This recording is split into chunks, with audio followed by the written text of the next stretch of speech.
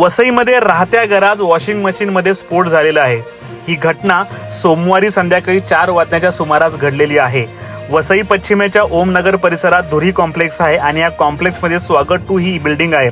या बिल्डिंगमध्ये जानी कुटुंब राहतं आणि त्यांच्याच घरात हा प्रकार घडलेला आहे। दुपारी अचानक शॉर्ट सर्किट झालं आणि शॉर्ट सर्किट होऊन वॉशिंग मशीनमध्ये स्फोट झाला। यामुळे घराचं काही नुकसान झालं आहे, परंतु बाथरूम पूर्णपणे जळून खाक झालेला आहे। मात्र हा स्फोट नेमका कशामुळे झाला हे अद्याप कळालेलं नाही। म्हणजे नेमका वॉशिंग मशीनमध्ये फॉल्ट होता की लाईटमध्ये हे सध्या तरी कळू शकलं नाही। तर विशेष म्हणजे वसई-विरार शहर महानगरपालिकेचे अग्निशमन दलाचे जवान घटनास्थळी तात्काळ पोहोचले। माणिकपूर पोलीस देखील तात्काळ घटनास्थळी पोहोचल्यामुळे आग नियंत्रणात आली। तर विशेष म्हणजे ह्याच घरात एक त्यांचा पाळीव कुत्रा देखील होता।